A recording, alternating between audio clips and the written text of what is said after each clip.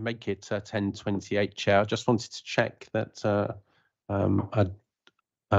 Rachel Musson, who's dialing in online, can hear what's going on. I can. Thank you very much. Okay.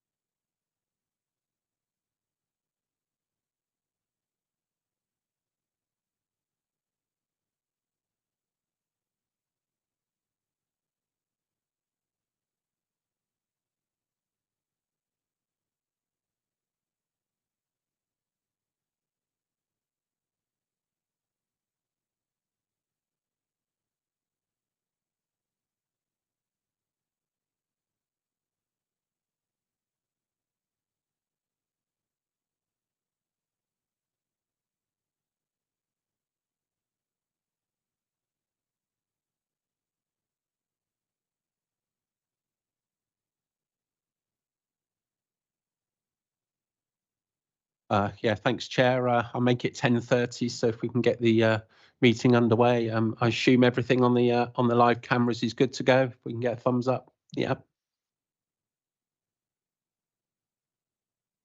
Okay, well, good morning, everybody, and welcome to this West of England Combined Authority Audit Committee. I do need to just draw your attention that there are no intended fire alarms, and in the event of an alarm, please await direction from WECA Authority staff who will help assist with the evacuation, and then do not return to the building until instructed to do so. If I start by just welcoming you to the meeting, I'm glad to say we are well and truly quorate, so that's extremely positive. Can I welcome Clive Sheldon, who is deputising for the monitoring officer and will be interjecting and correcting me and the rest of us as appropriate during the course of the meeting. So thank you, Clive, and welcome. The only apologies we have are from Mark Redcliff, who is unable to be with us. And I should just mention that today is something of a momentous occasion because it is the last meeting for our external auditor, John Roberts, and I'll say more of that later, but I thought we should just mention that at the start of the meeting so everybody bears that in mind, just so that we give John a particularly hard time to make him feel appreciated. So item 2, declarations of interest under the Localism Act. No, none. Okay, thank you. Item 3, minutes of the meeting held on the 18th of September, pages 7 to 12 of your pack. Are the committee happy to agree those minutes is a correct record? Yes? Yep. Everybody in favour? Anybody against? No? Okay, fantastic. So, Chair's announcements. Now, if I just set the scene, this agenda was originally carefully crafted to prioritise items for debate, and then the Unlawful Expenditure report appeared. And I requested that that should be added to our agenda as an issue of significant concern. I want to make a number of points about that and other items on the rest of our agenda. But please note that time we spend on that additional report is less time we have to discuss other items. So I will raise those specific items as we come to them, but I just wanted to set that scene. So item 5 is items from the public. No questions received from this meeting, but there was one statement in the name of David Redgwell, and David is Thank you, Chair. David Redgwell, and I represent passenger groups, a large number of them, but I'm also the representative for the passengers on the West of England Mirror Combined Authority and North Somerset Passenger Advisory Panel. So, setting the scene from our perspective, the issue of the advertising, which officers declared to be unlawful, is not something that we agree with. It's not something Bristol Transport Board agree with either. At the time, we were going through a storm. We had no bus drivers. We were over 48 bus drivers short at Wells, 100 bus drivers short at Lawrence Hill, over 150 short in the Bath area, and we had bus drivers short of 70 or 80 at Weston-super-Mare. It was a perfect storm. Stagecoach were on emergency times with their patchway, and Stroud depots, which supply the West of England Mirror Combined Transport Authority with services under contract. And every day we were advertising services not running. They went on to the media, the Mayor and Judge Claringbold, and explained the situation daily and nightly. We then ended up with an emergency timetable being agreed with Peter Mann, who's now with the East Midlands Combined Transport Authority. And we carried on. We were desperate to get drivers, desperate to get people back on buses. Our passenger figures were at 70%. Remember, this is a transport authority. That's what its main purpose in life is.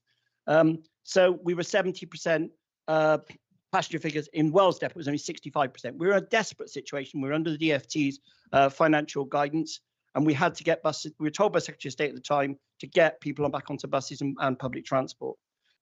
So we threw everything at it. We put advertising on bus stops. We had working parties of Bristol City Council, all officers from WECA and from Bristol. Very senior officers were involved in Bristol City Council in these working parties. The Managing Director of Stagecoach, Rachel Geranassi, was at those meetings. First Group PLC, Doug Claringbold and his whole team were at the meetings. We used bus stops. We used shelters. We did leaflet drops in some of the poorest communities. Went around Lawrence Hill. We offered people who had no driving licenses. We offered them to driving license to drive a bus. We tried everything. We went to Locking, went to Wirral. We went into the estates in Bath to get people. Now, I suggested that we use a bus because Alex Carter, the MD of First South West at the time, had put his face all over a bus. And First do that regularly for recruiting drivers. So we thought, let's put the Mayor on the side of the bus and the dog. That might just get some attraction. It might get people to actually join the buses and actually drive as what we called community champions. So that was the issue. And now it's become a £10,000 storm that passengers are very angry about. This is a transport authority. Today, we should be looking at £35 million worth of railway expenditure. How many officers don't work for this authority but are interim consultants or people on taxpayers' money with 114 notices floating around? We should be looking at £105 million worth of bus service improvement plan. The West of England Mirror Combined Authorities, Westlink services are in trouble. Traffic commissioners all over them. The auditors are not looking at that. They're looking at this. This is not a professional transport authority, and the auditors need to look at what goes on in West Midlands, in West Yorkshire. Can you come to a conclusion, okay, please, yeah, David? and the other transport authorities, because this would not be happening. Any other Mirror Transport Authority seems to be making this place a laughing stock with the Department for Transport. I hope it's resolved tomorrow night, but we are very angry about the process, and this should not be stopped for £10,000 of advertising. David, thank you come to a conclusion. Thank you. I'm not going to respond in detail, but what I am going to say, David, is that it is not the role of this committee to talk about the detail of the unlawful expenditure report. However, it is the role of this committee to consider governance issues and failures of internal control. And those are the issues that are a matter of concern and which cannot be put to one side, whatever the strength and emotion behind your arguments. So sadly, we have to deal with those things. Scrutiny would deal with the other issues that you raise. Item 6 on our agenda is feedback from the WECA committee meeting held on the 6th of October. Now, I apologise that I'm going to read my notes here, but I want to make sure that I say what I meant to say and not get distracted in the course of it. So this was the committee meeting held on the 6th of October 2023. The majority of the meeting went reasonably well, but sadly, that was insignificant compared to the two small parts of the meeting that went very badly. The main problem, firstly, was a discussion about BSIP and the practice of members of the committee tabling amendments. I find it impossible for informed bystanders to follow in the room. David, I know you were there, and I think one or two others were, and I think you agree that the tabling of amendments means that one has no idea of what is going on. This must be corrected as a matter of urgency. And perhaps Richard and Clive, can we refer this back to Daniel as something that really does need to be corrected? It is poor public engagement and it is not satisfactory. Tim, can we add that to the list of comments to go to the next full committee meeting? In the end, this proposal was approved because the Metro Mayor was in favour. But secondly, there was an item relating to mass transit, and I recognise this is an area of contention. A detailed paper had been prepared and circulated. There was no agreement. A debate took place. The Metro Mayor said he would oppose anything that involved any underground work whatsoever, and Mayor Rees said he would oppose anything that would not consider any underground work at all. The chair of the Local Enterprise Partnership made an impassioned plea to continue highlighting the cost to the authority of any further delay. All that was ignored. The Metro Mayor voted against a motion supported by the three unitaries and vetoed the decision. I give the issues to just help explain a little bit of background to the story. However, what is very clear is that a year on from the GT Value for Money report, which in turn is 2 years on from the major falling out between the constituent authorities, this poor level of communication is continuing. There appears to have been no improvements to SR1 working relationships and SR2 consultation on key proposals. It is unacceptable that items come to a WECA committee meeting and are then rejected. The work should have been done before the papers are brought to the committee. It is as if those recommendations had never been made. I hope Audit Committee will agree with me that we expect better than this from the Metro Mayor and our leaders, and we need that as a matter of urgency. So I was going to word that fairly tamely, and the more I drafted it, the more I realised there was no justification for wording it tamely, because at the end, our residents and our fellow councillors in our unitary authorities are seeing suffering as a result of this inability to work together. I fear there's no point in having a lengthy discussion on this, because what I've tried to present there is relatively factual. David, do you want to add anything, given you were at the meeting? Thank you, Chair. The only thing that I would say is that in my experience of Bristol City Council, where if you chose to amend a motion, everything does have to be agreed days before the actual meeting, and everybody is aware of those amendments. All members of all parties are aware of those amendments, and I don't see why that can't be replicated in the West of England Combined Authority. Any members have any comments to make? Yeah, Tim, and then Toby. Yeah, just one minor comment, Chair, is that yourself and many other members of Bristol City Council regularly bemoan the fact that when papers come to Bristol Cabinet, that it is basically just a rubber stamping exercise. So it seems to me that we've got two different sides of the same coin here, and we have something that isn't a rubber stamping exercise that we're complaining about. But when we do have a rubber stamping exercise, we also complain about that.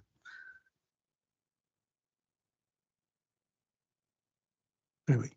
I'd just like to endorse what you said, Chair, about the need for the combined authority leaders and the mayor to work together more effectively. We see it particularly on bus issues, but the effective working together doesn't mean having exercising vetoes at meetings and unexpected developments during meetings of the sort you've explained. I think I might, when Bristol's case would be a point of personal explanation and respond to you, Tim. What I would say is my criticism isn't about the rubber stamping, because I recognise that for a cabinet to make decisions on the magnitude and the number of occasions it has to, that actually the groundwork needs to be done before the paper is published. Where my criticism in Bristol's case is in terms of the ability for scrutiny, and actually that applies with WACA as well, that one needs to actually have the context of the paper where scrutiny can play a part. And I say that in the context that I genuinely believe scrutiny can help improve decisions. That's not, if it is only being used by opposition councillors to delay and prevaricate and inconvenience the administration, whether it's in Bristol or in WACA, then it's a negative exercise, and I wouldn't be championing it. But if it can actually help produce a better outcome, then I would. And whilst I don't like the rubber stamping exercise, there has to be certainty when one looks at the amount of time and effort that officers put into producing these very detailed reports. It has to effectively be about to go through and be implemented if it's gone to that stage. And that is even more complex in the case of WACA reports, where we see very, very detailed reports with huge amounts of work going on across the whole of the west of England within those reports. It cannot be that all that work is put in and something's vetoed at the last minute. If it's going to be vetoed, and in Bristol's case, we know there are times when things are pulled from a cabinet agenda because enough work hasn't been done or there's a disagreement. I don't need to know what that disagreement is. In a way, the fact that cabinet is challenging it and working out how to make it better reassures me. And that's what I think needs to be happening here. The work needs to be done before the meeting. And I can assure you that sat in a WACA meeting for an hour and a half waiting for the leaders to come back from trying to resolve an issue is actually not a very productive way to spend time for members or officers. So I'm putting it in context. Yeah, and just to clarify, I wasn't making a judgment of one or the other. No, I understand that. So I think in general there's a consensus, and what I've said there can form a basis for comments to go to the next committee. Right. Okay. Thank you for that. Item 7 on our agenda is the forward plan. And this is on pages 13 to 22. And Toby, I think you asked for this to be raised specifically relating to bus service issues. Yes, thank you, Chair. I'd like to ask for a paper which outlines the responsibilities of the combined authority and the constituent, the unitary authorities in relation to bus services, because there seems to be a certain amount of shifting of responsibility, particularly about rural bus services and those that cross borders. And I think it's important that we get on record exactly what the legal position is as to the responsibilities of both types of authority. Any comments from members? Yeah. Thank you, Chair. Yes, I'd like to endorse that. This is a very important issue for the bus service in rural lanes, and it's a perennial problem of lack of clarity of the allocation of responsibilities. So I'd certainly support Toby's suggestions. Any other comments from members?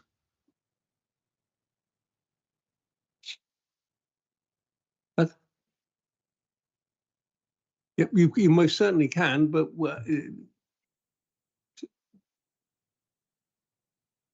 Yeah, come.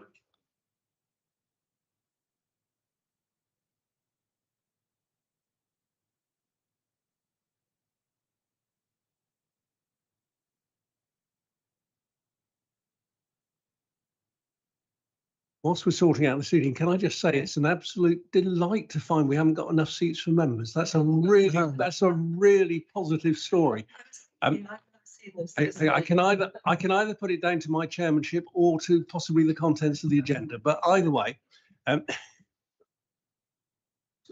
yes, I was. Yes, I'd like to affirm my appreciation of the question and say that it's. I find Bristol at the moment concerning buses an absolute mess, and I'd really like to know what's going on. And I was reading the papers last night and sort of feeling that there is a plan, but I'm not sure what that plan is for the West of England consortium. So if I don't know, then I'm sure our residents haven't got a clue. So can we have some clarity on that? I think perhaps the other thing I would just add, and I think we do recognise there are great differences across the whole area, and particularly in terms of the rural areas understand the real pressures. But I think it's fair to say that there are some of the outer city areas of Bristol that see significant numbers of people very, very seriously isolated as well. So I think we need to we need to ensure that we're encompassing really the whole of the West of England in what we're saying. Richard, is it possible for us to have a report along the lines indicated? Thanks, Chair. Yeah, look, we'll happily bring a paper back that does that and sets out those those responsibilities quite clearly and the accountabilities quite clearly. Really, we've been doing some work already, as you may know, looking at sort of the franchising, and the Mayor requested some work to be done on that at the committee on 6th October. So we've been doing some work on that. Really, that is not a short-term answer, though. I would say that would, if you look at how long it took Greater Manchester to get that in place, that was upwards of 5 years. So it's not an immediate short-term answer. And they did. Clearly, we would benefit from the work that they had done, were that to be somewhere the committee would want to go. But it is a complex picture across the region, both in terms of the operation and in terms of who owns the assets as well. So it brings into play the Highways Authority responsibilities that sit with the unitary authorities. Currently, the ownership of bus stops, for example, doesn't sit with the combined authority either. So there's a complex picture that we will set out in a paper for a future committee. We will also clearly in that paper have to bring in the sort of funding responsibilities. You will know we are not a precepting authority. We don't have that power within the existing constitution as agreed. So the funding arrangements for supported bus services is the money that's provided to us by the 3 unitary authorities within the area. So that needs to be very clear. Clearly, you will be taking budget decisions as you in full councils, as you run up to those decisions at late February, early March.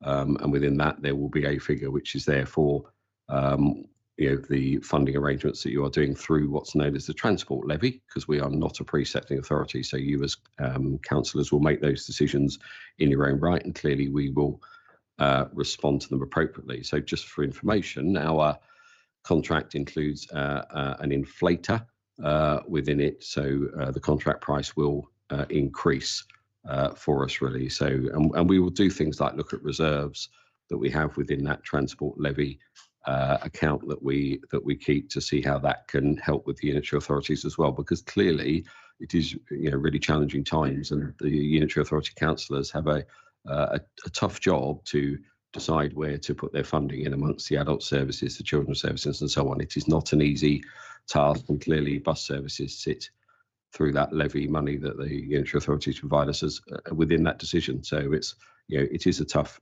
decision to make. I absolutely do appreciate that, but that's where that funding decision will be taken for next year again. And the other issue we will clearly bring into paper is value for money. It is again in amongst that tough call. Clearly the cost per passenger journey was a factor in making decisions last year around funding, where some of those cost per journeys do get quite large, and that is a challenge for us. But that is why we're trying to bring in some other services that may be more cost effective. Notwithstanding, I absolutely accept we need to review the Westlink service and test it. It was brought in at pace, and test it and see how we can improve things better. Last bit of that paper clearly needs to explore that funding position a bit further. But it's quite a complex paper, but absolutely happy to bring one here. David. Oh, sorry, Tim, then David. Yeah, I just wanted to clarify, is that paper that would come to Audit Committee, or because I would imagine Scrutiny Committee would also be equally, is it a paper that could come to both? That was the first thing. The second thing was, I'm wondering if that paper could also make or not necessarily make recommendations, but explain the downside of the current funding arrangements and the upside of the, whether it's an efficient way of deciding this, or whether there is a better model that we should be looking at. I appreciate those are sort of judgments of sort of value judgments, but I wonder whether a paper should go into that, or whether it is just about what the current situation is, and so that we can understand how it currently works, or whether we should be looking at whether it's the best value for money way of doing it. So it's really important, isn't it, that the committees think about, and we'll write the paper in this way, that they think of it in terms of what their responsibilities are. So clearly there are differences in responsibility between the main committee, the Audit Committee, and the Scrutiny Committee. So we'll endeavour to present a paper that takes account of the responsibility, so sets out how things work, because clearly that must help. But really, for the committee to look at, this particular committee to look at it from the Audit Committee's lens is really important for us, really. So we'll frame recommendations in that way.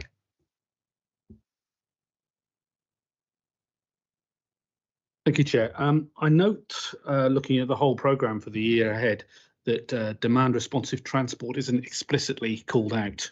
Can we have a review of that after April, once it's been in service for 12 months, please? I can't quite remember where we've certainly started the process, haven't we? Yeah. I believe there is an informal session on this matter in January. I'm not sure of the date exactly, but it's an informal briefing for all Audit Committee members. And the idea was that once we had the briefing and knew more information, we can formulate what report we want to come back to us. So therefore it is in hand, but not perhaps as clearly in the forward plan as it could be.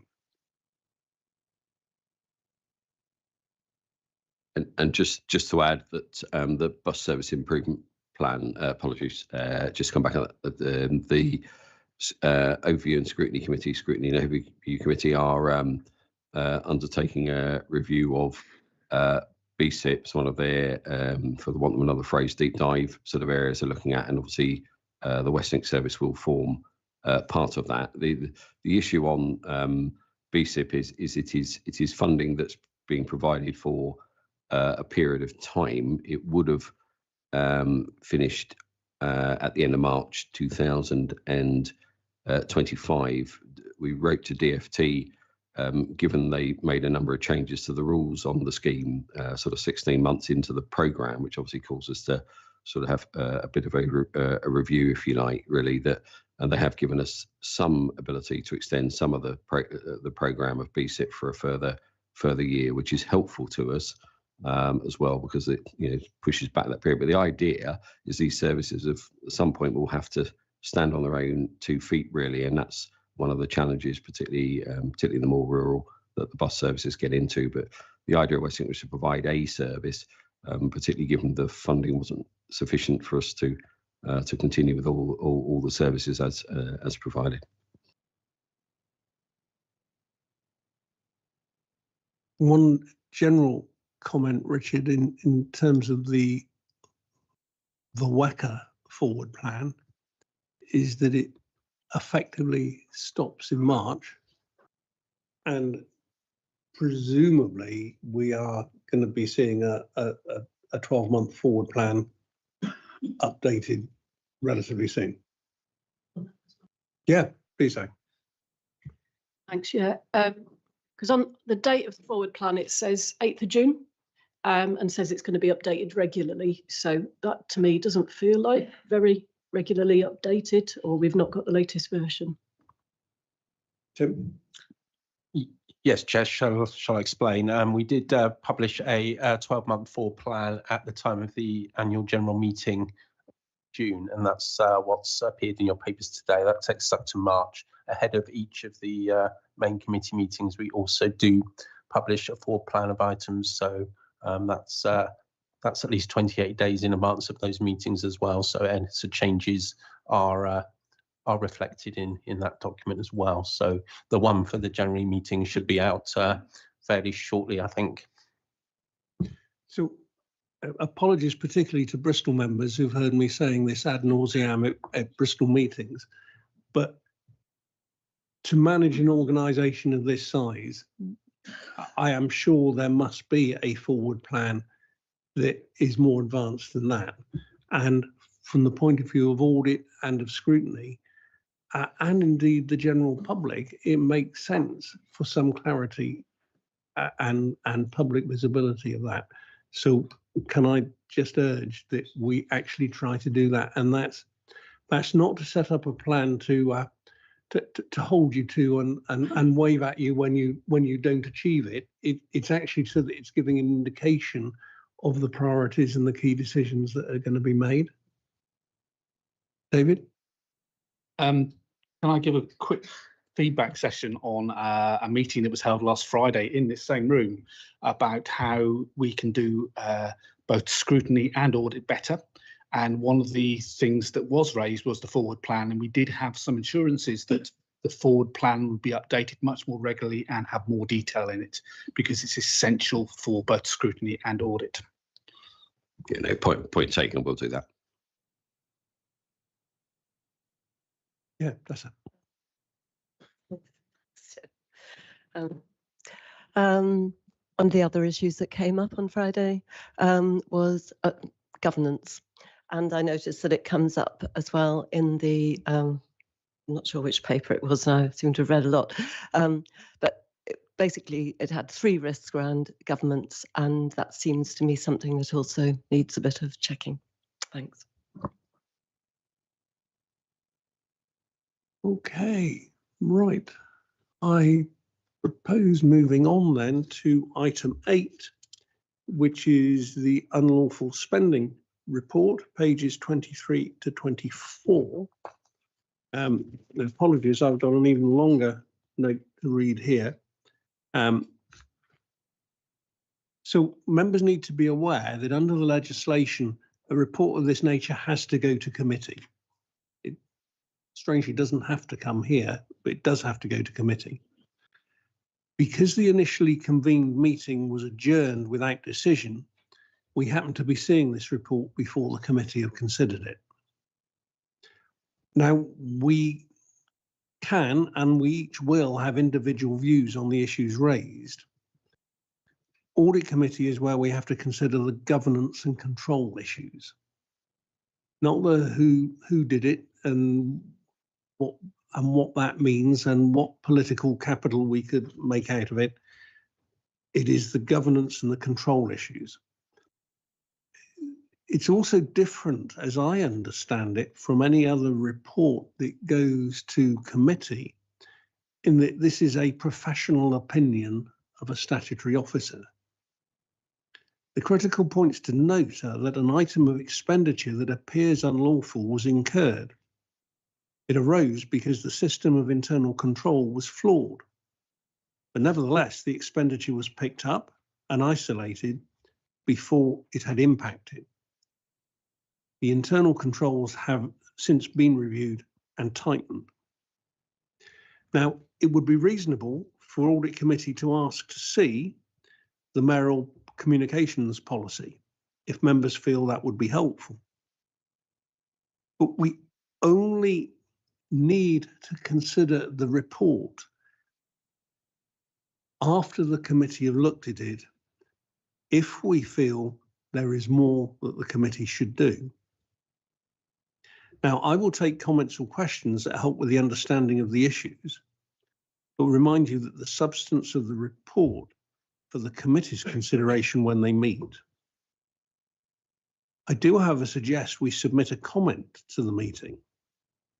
And the suggested comment was along the lines that we cannot emphasize enough the seriousness of this item. However, the most important point is that a committee must consider the report.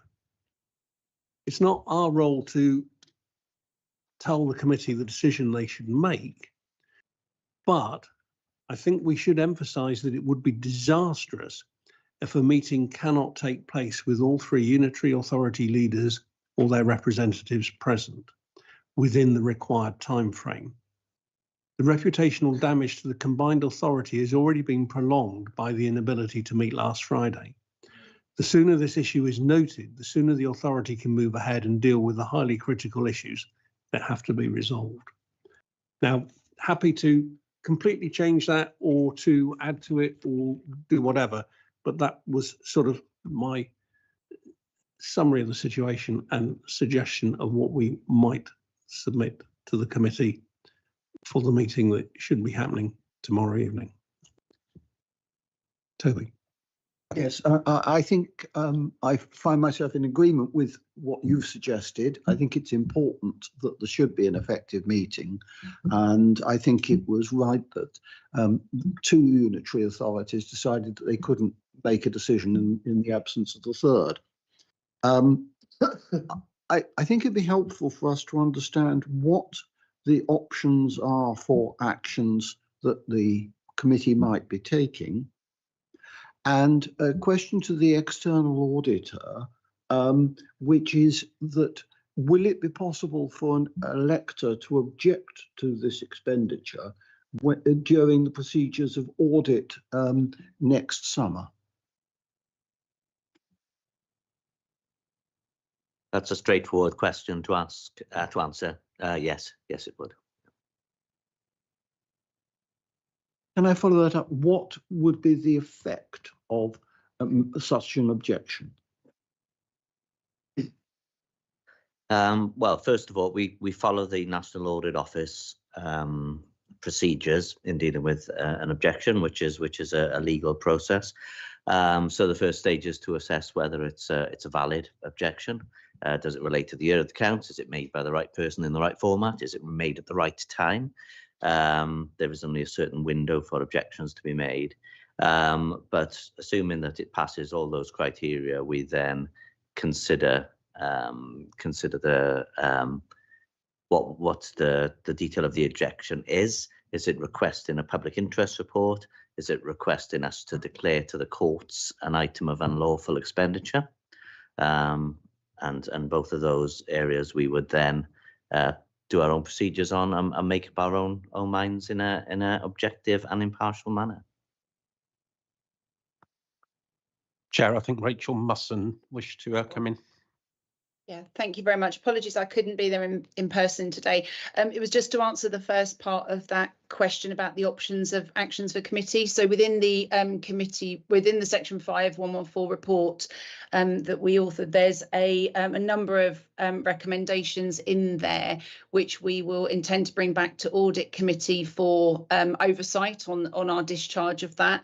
But we do invite committee if they want to consider any other actions. We don't have any specific that we would propose, otherwise we would have included it within the recommendations we already have, but it would be for committee to determine what that could be.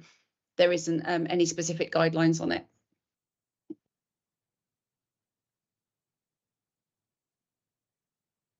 Yeah, Chair, I think you used the word disastrous. Did you in your summary there?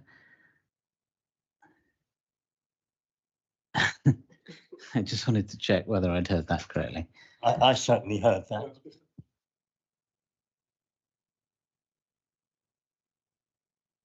Right. Yeah, so yes, I used it in the context of a failed meeting Right. tomorrow evening, because and I use the word disastrous and because the obligation on the authority is to note the report. It doesn't actually have to do anything else, but it has to meet and note the report. I don't mind what opinion any one of the unitary leaders has, and I know for sure that if I did mind what Marvin said, he wouldn't take any notice of what I said anyway, and I wouldn't expect him to. So I understand that, but what is not acceptable is for any one of the unitaries to choose not to be at the meeting to effectively jeopardize the meeting. And that's why it would be disastrous, because in my mind, this issue needs to be dealt with, parked, move on to managing all the massive issues on transport, which are much more significant. And I don't always agree with David Redroll, but in this case, you know, the unlawful expenditure does not have to assess materiality or proportionality. It looks and says this is unlawful. So that's one aspect. But actually, what would be disproportionate is the impact on the authority if we yet again cannot make a decision to even note this report. So that's why, to me, I use the word disastrously intentionally. Yeah, I think it would be. I take your point, but I do think there are many disastrous things going on in the world at the moment. And I think by comparison, perhaps that word is a bit emotive compared to another word that you might be able to use. In the circumstances, I wouldn't support the use of the word disastrous in a report back from our committee. Okay. And Rachel Musson wishes to come in again, Chair. Rachel? Thank you. Just to clarify, so under section 115 of the legislation, it's actually a statutory obligation for members to hold that meeting within 21 days, and that deadline expires this week. So just to confirm, it's actually an obligation under that that needs to be discharged. Notwithstanding that, Rachel, I'm quite happy to accept Tim's point that maybe in the current climate, disastrous is slightly over the top, and we'll find some suitable other word that still conveys that it's serious, but not on that league. So yeah, I take that point. Yeah. Yeah, Ben, then David. May I suggest the word shameful instead? No. I'm not going to make it worse. Any, Andrew? No surprise. Thanks, Chair. I think the interim or then interim chief executive and the monitoring officer should be thanked for having A, identified this issue, and B, progressing this report so we're all aware of it. I've got a couple of questions. One is to John as external auditor. obviously the report contains a number of recommendations vis-a-vis governance and control systems, and the management responses indicate that action has already been taken. John, are you content with the action that's been taken to date? And can I assume that it's going to feed into your sort of ongoing comments on governance of the organisation? Yes to both those. Yes to both those questions. I'll cover that in my sort of introduction to our audit report later. But absolutely, and one of the reasons for us not proceeding on the governance work was to let this particular issue play out, if you like. And my other question was, what are the consequences should tomorrow's meeting not go ahead as scheduled, and that we don't have a meeting within those 21 days that have been referred to?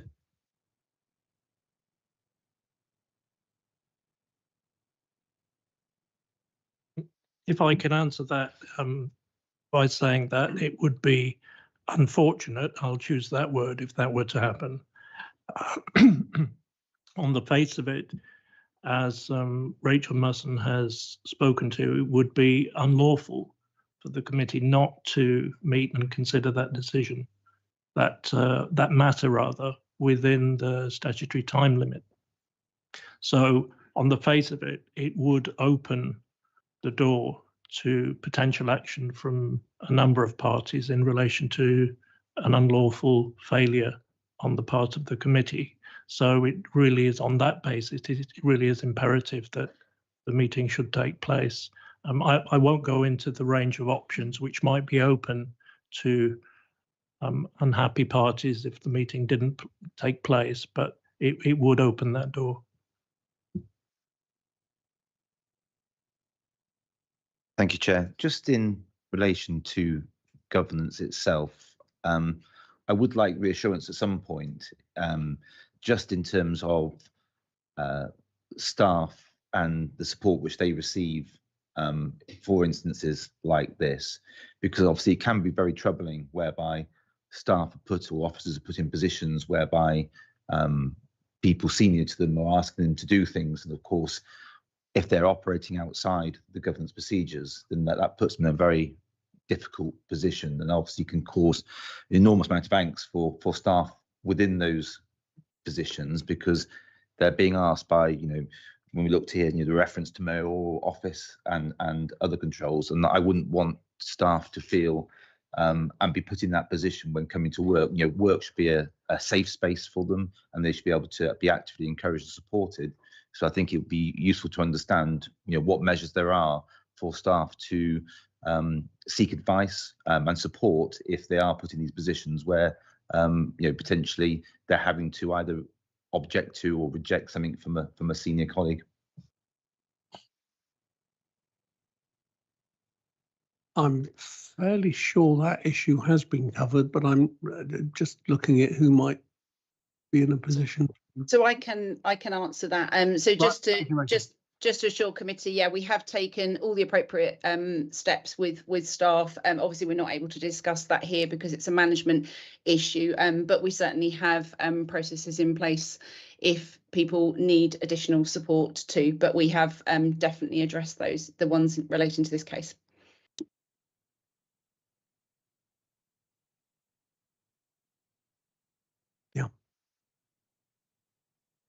Following up on that, I would be somewhat interested to know why the staff didn't avail themselves of those processes in this case, and was that an organisational failing or just a one-off?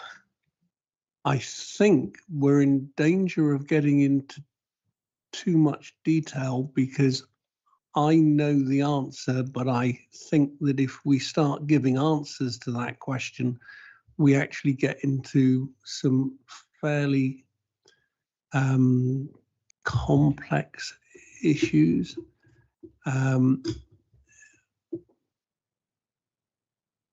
So it's a fair point, but it does seem to bear directly onto governance and organisational management. Chair, if I may, apologies, it's difficult to put my hand up here.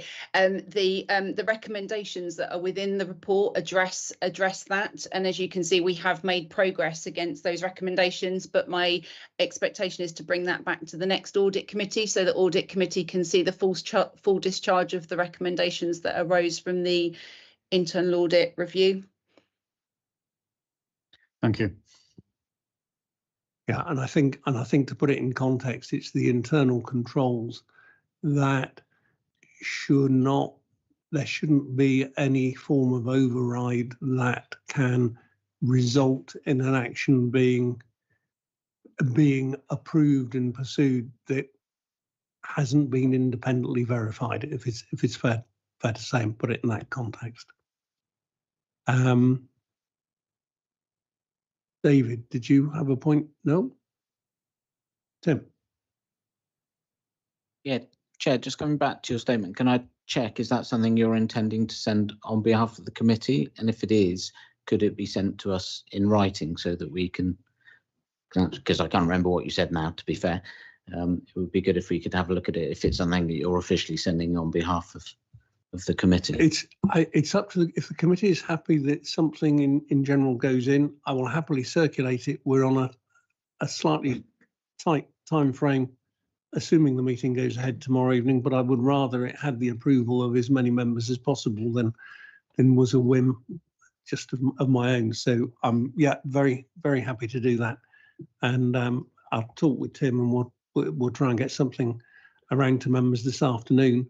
I'm not sure, Tim, what the position is in terms of submitting for tomorrow evening's committee meeting. I know what the processes are in Bristol, but I'm not sure what they are in Wacker. That may be one for Clive, Chair. Yeah, and I'll have to take that away and respond with Tim at a later date today, at a later time today, Chair. Yeah. Well, one way or another, I am happy to circulate it to the leaders and chief executives informally if it can't be formally submitted as part of the meeting papers. Okay, right. Thank you for that item. So we move on to item 9, which is update on recruitment of second independent member. And Tim, over to you. Yes, happy to give an update on this, Chair, to the committee. As the committee will be aware, that we currently have one independent member of the audit committee, Mr. Mark Redcliff. There was guidance that came out, I think, late last year from SIPFA that recommended that the audit committee should have at least 2 independent members. This position was endorsed by the committee and then subsequently by the main committee. We have gone out to advert to try and recruit a second independent member. A series of interviews has taken place. There was 2 interviewees. The first interviewee, I believe, wasn't acceptable due to the job that they held. The second one, I believe, didn't score highly enough to be recruited, and there was also a position where they lived quite a long way away, which would make it very impractical for them to attend the meetings. Therefore, a decision has been made to go back out to advert, and with the emphasis on trying to recruit somebody more locally if possible.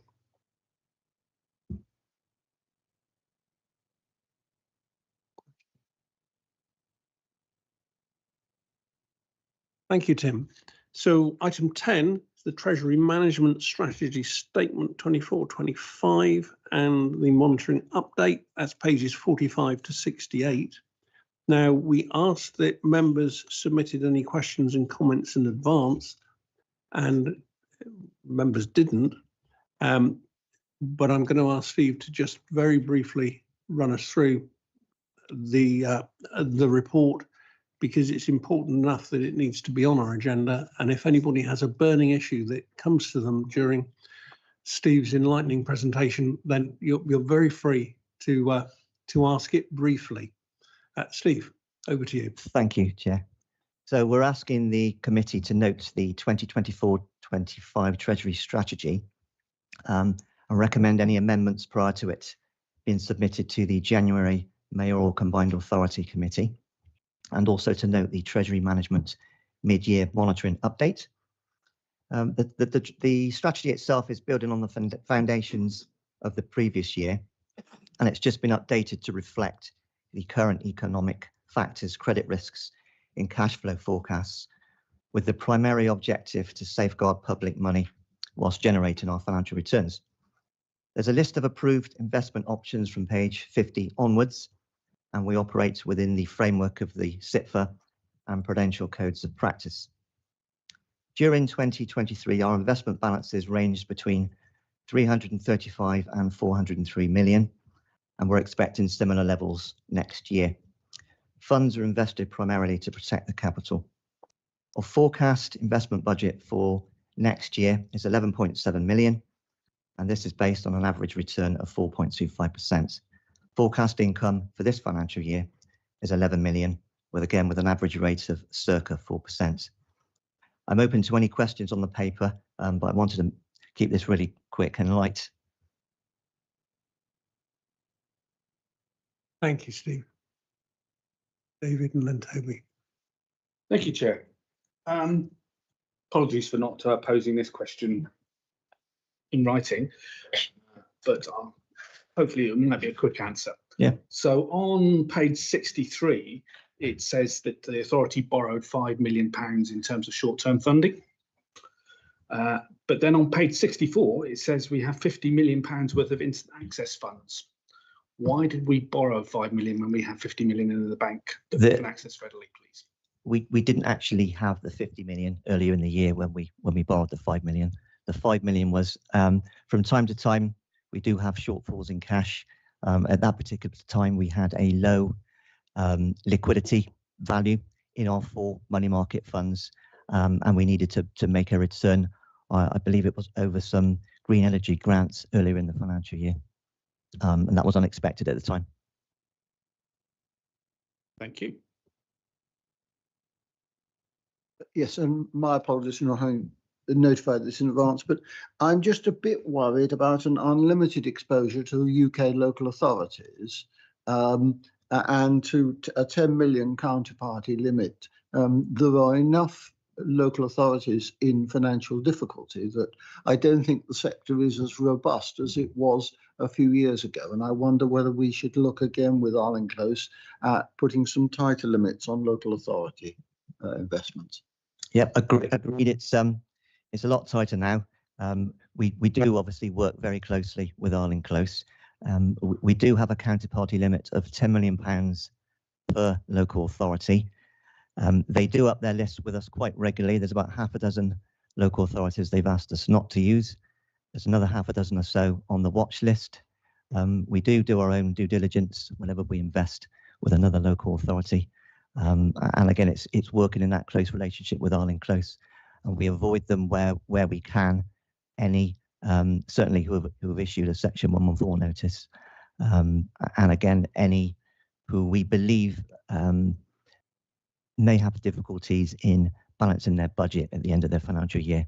Obviously, there seems to be so many now who are heading towards that direction. So it's working with Arlen Close and taking out our own due diligence.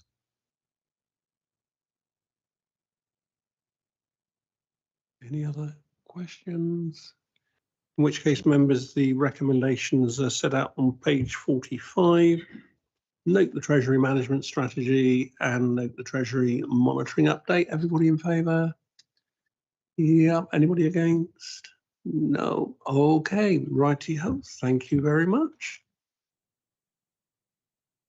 So we move on to item 11, the internal audit update.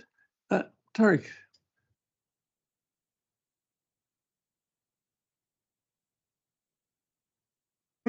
Good morning, all. Right. So the committee approved the audit plan at the start of the year in March, and 10 pieces of specific audit work was approved, as well as work in other areas, including follow-ups. For the current financial year, management requested that the majority of planned work commence in quarters 3 and quarters 4. So in quarters 1 and 2, our focus was on grant certification and audit report follow-up work. In addition, one piece of unplanned work was also undertaken and completed during quarters 2 and 3. Over the page, section 2.6 summarizes the status of audit work as it has at 17th of November 2022. It records the status of work as either complete, work in progress, or scheduled for quarter 4. For the planned work, i.e. that work which was approved as part of the annual audit plan, the majority is recorded as work in progress, with the remaining scheduled for quarter 4. I am pleased to report that the CRST program management piece of work and the CRST risk management pieces of work are also now works in progress, leaving 2 audits only for scheduling in quarter 4. Moving on to follow-ups, the follow-up process requires management to provide feedback on the implementation of recommendations. Just for clarification on the counter-fraud declaration of interest follow-up, the auditor who carried out this work has been asked to seek further clarification, so this work is also work in progress. So for the 3 follow-ups that have been completed, 100% of the recommendations have been implemented, so we're very pleased to report that. So moving on to grant work, the combined authority receives grant funding from central government, and the terms and conditions require independent verification by an auditor accountant that the grant requirements have been met and that expenditure is allowable according to grant terms and conditions. In terms of our review of the 4 pieces of grant certification work that we have carried out and described in the table at item 2.8, we're pleased to report that they all met the grant conditions of the said grants. So finally, during quarter 2, management requested a bespoke fact-finding review into a specific element of expenditure connected to the bus service improvement plan and the launch of the birthday bus initiative. This item has already been reported as part of item 8.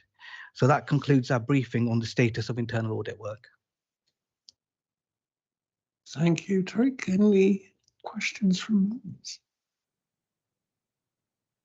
No? Okay, thank you.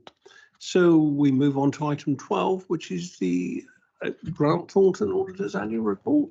John.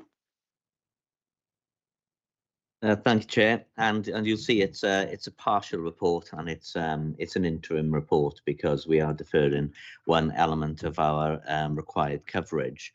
For members that are new to the committee, and I think there are some, new since we did our last auditor's annual report anyway. This is a statutory requirement for us to report using this format, using the criteria that are set by the National Audit Office for us to cover, and those criteria are financial sustainability, governance, and arrangements for delivering economy, efficiency, and effectiveness. It's also the trick is in the title. It's an annual report, but we haven't reported annually for the last couple of years now. And the reason is our 2021 Auditor's Annual Report was delayed during the production of our statutory recommendations and in dealing with particularly the severance matter that was referred to in that document. So that report was issued relatively late for 2021, and then we had a plan to catch up with these reports. They are meant to be done within 3 months of signing the accounts. So the 21-22 report was delayed just by a couple of months in order to allow us to have something to report on. And we did report last summer. Last July, we issued that report and had the conversation with the committee. This report was always then scheduled to follow fairly hot on the heels of that previous report to get us back on track in terms of the timetable for audit reporting. I'm pleased to say we did sign the accounts opinion off in October, as we promised at the last committee, and then this report would then be due within 3 months of us signing that. So that's why we've produced it. We had a plan that we would cover all elements of the Code of Audit Practice, but matters, as we've already discussed today, have meant that we've needed to step back from that plan in one area, to explain to you that we've introduced a risk of significant weakness that we hadn't had in our audit plan. And that risk of significant weakness is relating to the governance code objective. And so we've deferred all our work on governance until the sort of the matters have been allowed to take their natural course. That work is slated to take place in January, though, and I think it's important that we don't delay it any further than that. What I'll do is then, for the purposes of this meeting, I'll just explain the governance objective, why we've delayed it, what we are seeking to do, and what that means, and then our colleague Alexa, who's the author of the report, will take you through what we did find in the work that we completed on financial sustainability and arrangements for the 3 E's. And in context, that's actually a very favourable report. There's only 3 improvement recommendations raised from that work, plus some direction of travel, positive direction of travel reported under the recommendation follow-up work that we've done. So from a balance and context perspective, I think members should note that this is, from the principles of completed work, is a positive report. But governance is a serious matter. It was a serious matter that we reported statutory recommendations to this body. They are relatively rare, and we explained that when we presented our statutory recommendations to this committee and to the full authority committee subsequently. We had hoped that we would have a much quieter time following the completion of those statutory recommendations, that the Solace report had then taken place and would be allowed to be embedded, and the transformation plan would be allowed to be embedded and taken forward. Clearly, we are where we are. We've had the conversation already today, and it's important that we now stand back and have another critical look at governance. The elements of governance that we will be covering in that work, tone from the top, it's an important and recognised area of governance. How that manifests itself then through the compliance culture of the organisation, we'll be doing further deep dive work around that to just to check really that sort of the root cause analysis from what you've seen already today isn't creating more further issues for the body. But then particularly importantly, I think in the context of the combined authority is the partnership governance journey that you've been on, and seeking to really see signs of stability, embedded improvement and normality from a perspective of partnership governance, because there is a big, as already recognised today, there's a big and important job for this combined authority to do for the West of England, and it needs sound partnership governance in order to do that. Now, we're not saying through partnership governance that all partners should always agree, but still there needs to be the basis of a constructive arrangement throughout the authority. At the moment, we're saying that that's a risk that we will consider. We're not concluding that that's the case, but it's certainly a risk that our further deep dive work is going to look at. If I can hand over to Alexa now, who'll take you through the other elements of the work, and then the two of us would be happy to take any questions. Thank you. So in terms of financial sustainability, this is effectively concerned with whether the organisation is going to be financially sustainable in the medium term. Yeah, this was positive. We noted that there were no areas which were identified to lead us to conclude there would be any significant weaknesses. The main difference, obviously not a lot of time has elapsed since our last reporting. So, for example, there hasn't been another budget round. So in terms of the conclusion on the medium-term position, it hasn't changed. And we are, as you know, the authorities experience significant growth with a massive increase in grant funding. So we have no concerns regarding the financial sustainability of the organisation in the medium term. The main in financial sustainability that has changed would have been that at our last reporting, we didn't have a final 22-23 outturn report. Now we do, and pleased to confirm that the authority reported a surplus position on the combined authority budget of £1 million, which was contributed to reserves. In our last report, we noted an improvement recommendation for the combined authority to focus on the replenishment of the reserves balance. This was, as I'm sure you could remember from our previous report, that we had effectively noted that based on the last 21-22 contribution to reserves, it would take the combined authority a significant amount of time to reach its target reserves balance of 5% of net revenue expenditure.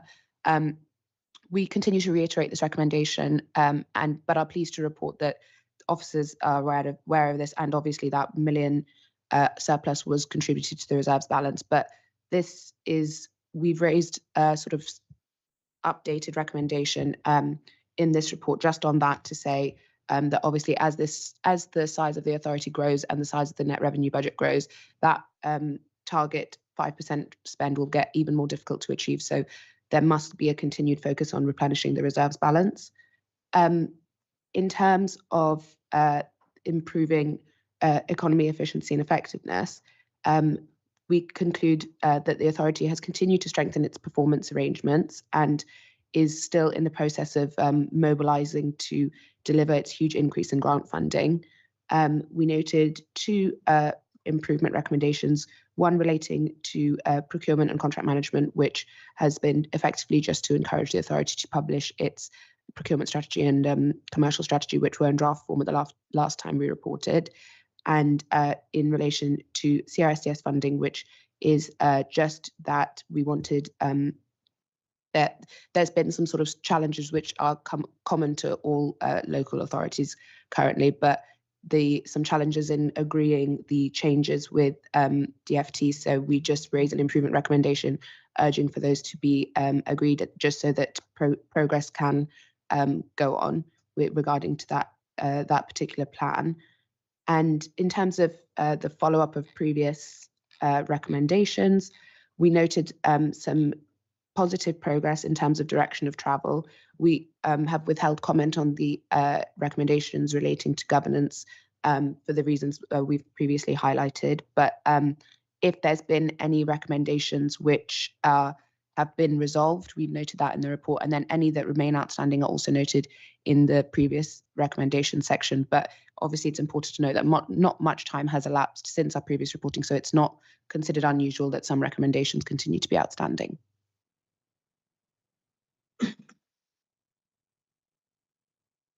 Okay, questions, David? Thank you, Chair. I just wondered if somebody from the combined authority can provide some reassurance about the CRSTS rebaselining and the feedback from the DFT.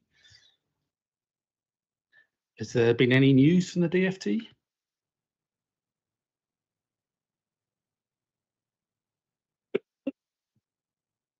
So we don't have anybody here from the infrastructure directorate, so we'll come back and confirm the answer. But my understanding, checking this about a week and a half or so ago, was that DFT was still reviewing it and had pushed the date back a bit. So I'm not sure whether they've come in since then to say they're content, but we'll provide a written answer to the committee. Apologies if we don't have anyone here from that directorate. Thank you. I want to ask for some clarification, because I'm a new councillor and a new member of the committee. The purpose of the 5% reserves, I mean, to a large extent, from a certain point of view, it seems to be money sitting around we could use for services doing nothing. So I assume there is some intended purpose for maintaining the reserves at 5%. And all organisations would need to operate with a certain level of reserve. You know, we all operate with a certain level of cash in our bank accounts, don't we, to sort of cover unplanned expenditure, unplanned financial shocks. Now, we don't prescribe what that percentage should be. The percentage was set by the body itself. So what we're saying is, you've set 5%, you're not at 5%. However, if 5% is the wrong number, you need to reset what is the right number, but you still need reserves. You still need adequate reserves, but not excessive. You're right, not excessive. Thank you. I think also, just to put that in perspective, if you look at the sustainability, it's a question of, are we able to meet whatever liabilities might fall upon the general fund? It's fair to say that WACA is in a potentially a less pressured situation than our constituent authorities. But nevertheless, if any one of our authorities had a major problem on their collection fund, a portion of that would impact on WACA. So if WACA had broken even and didn't have sufficient reserves, it would have no mechanism the following year to repay that without actually taking money out of services that it needed to be providing. So so I see it as a natural requirement to ensure that we can continue to provide services should something unfortunate happen. And it's the delicate balance of having enough to provide that security, but not actually squirreling money away that could be used to provide services. And that's why we rely on our officers and our auditors to make give us some guidance on whether we're heading in the right direction. Tim? Thank you, Chair. Just following up on David's comment, actually, because I was going to ask a similar question, but on page 93 of the report, it does say that the DFT have written to us accepting our submission. So I'm assuming that means that that's further along from where the audit report's finding was, which was that the combined authority has yet to receive feedback from the submission. So the reply from WECA is that the DFT have written to us accepting our submission, but you're now awaiting formal endorsement and approval. So I'm assuming that we are further along than the WECA report, than the audit report finding. Yes, sorry. Sorry, maybe just for clarity. So that the organisation has heard from DFT, but not received formal feedback. But that DFT have acknowledged the submission, but the organisation is yet to receive formal. Okay, response. so the WECA's response was that DFT have written to us accepting our submission. So is that incorrect? Yeah, but Could I come in, please? I think they wrote to us to confirm that they had received it. My understanding is that they also came back to us recently with a few more questions. So we're expecting an answer in the new year. Okay, that clarifies it. To me, that's confusing because I would say accepting meant they'd agreed it. But thank you. Is that okay? Yeah. So we're still at the point of waiting for. Yeah. Okay. The other point I had is about the procurement strategy, and in the summary findings, it says this is expected to be published in December 2023. So I'm just wondering if that has actually now been published, or if we've got a date when it will be, because it doesn't mention it under the response from the authority. I can answer that as well. The procurement and the commercial strategies are both in train to be completed before Christmas. They have gone through, actually, in fact, they went through Richard and I just in the last working day or two, and then they're due for publication.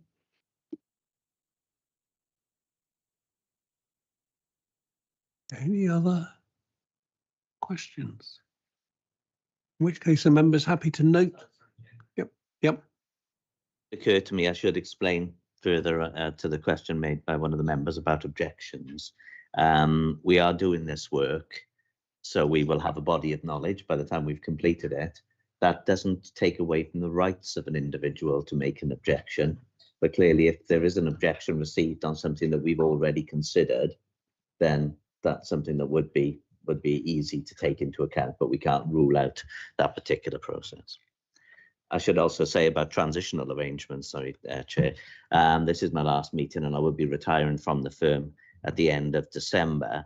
My colleague who will be replacing me will then pick up the baton with this work, and that's Barry Morris, who's our most experienced engagement leader apart from me in the Southwest, and Barry will be the Grant Thornton audit partner for both the combined authority and a number of other larger bodies in the area. Right. If I think we're coming to an end on that one, members happy to note the Grant Thornton report. Now, I specifically just wanted to refer to John on the grounds that I think it would be inappropriate not to embarrass him before he goes.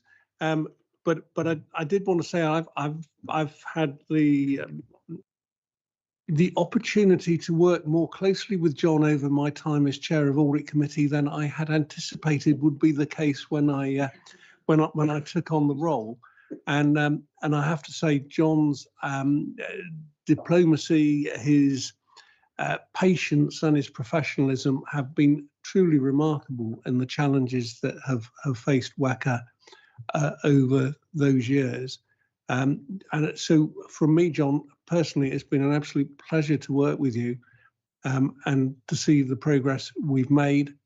And I'm sure the committee would want me to express their appreciation for the part you and your team have played in helping our understanding the work we do. I'm disappointed that there is still work in hand for you to pass over to Barry, but it would be wrong to give him an easy ride. So I'm sure you'll be, and I know you have briefed him and he's fully aware of all the situations that are ongoing. But I think as well, and perhaps I can say this as a former auditor, that it's not always the case that one finds auditors who have an empathy with the organisation that they're advising and supporting.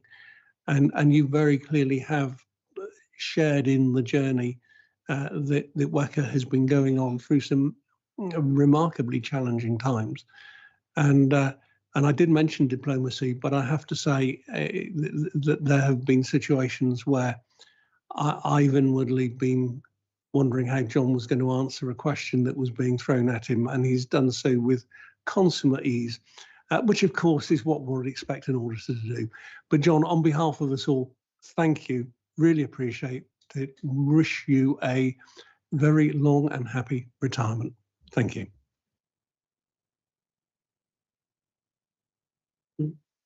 Richard.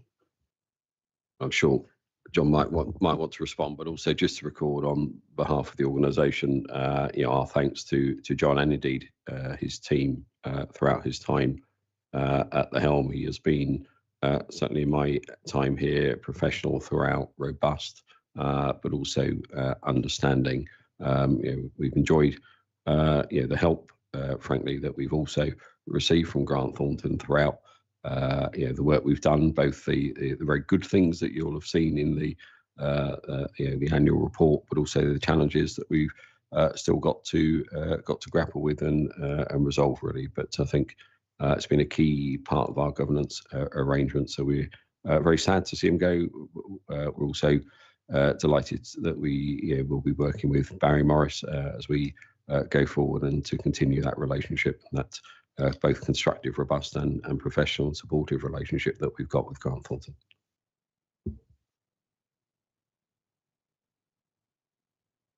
Well, I think you'd be remiss if I didn't, and that's to thank the way we've been received really in our work here. The importance when you are an auditor is that you get transparency, is that you get openness, is that you get a balanced reception to your challenge as well, and we've constantly had that, and it's been a difficult but a job that we've done together, particularly with the audit committee. That we've had to take some very difficult and challenging reports to this committee, and always felt that this committee is certainly the right and strong place for being that sort of watchdog of governance of the organisation, and that's very much your role, and it's the role of both internal and external audit to work together on that, and that certainly has always felt it's been in the right place. So thank you all as well.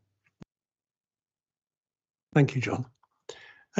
We move on to item 13, transformation programme update. Rachel. Thank you. So this report follows a similar format to the last update on the transformation programme that we brought to Audit Committee. Audit Committee asked us last time you discussed this to set some firmer target dates for actions, and that's been included throughout the report. So there's either a clear target date in place or confirmation that actions have been closed. Paragraph 2.5 in the paper sets out some headline points, including noting that 14 actions have been closed across the programme and a robust business as usual arrangements now in place so they can be transferred back into everyday management rather than through the transformation programme. And for actions that are ongoing, there are target dates set out and next steps clearly articulated across the report.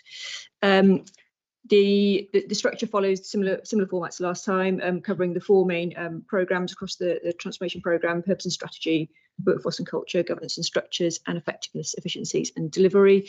Figure 2 gives you just a headline diagram of some of the key things that have happened since the last time Audit Committee reviewed the report.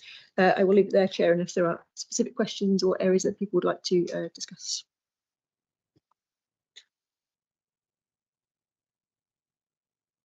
Members. David.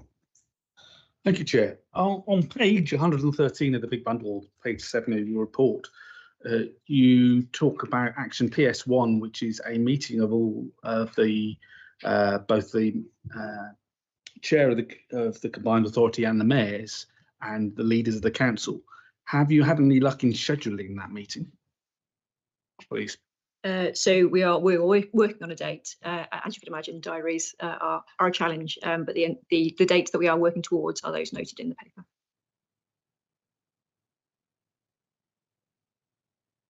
So I wanted to follow up on that very point, and not I think this is, it seems to me the work falls into two very distinct categories, one which you can lead as officers and deliver on, and others that are beyond even the power of officers, which are down to the senior politicians who were involved in the process.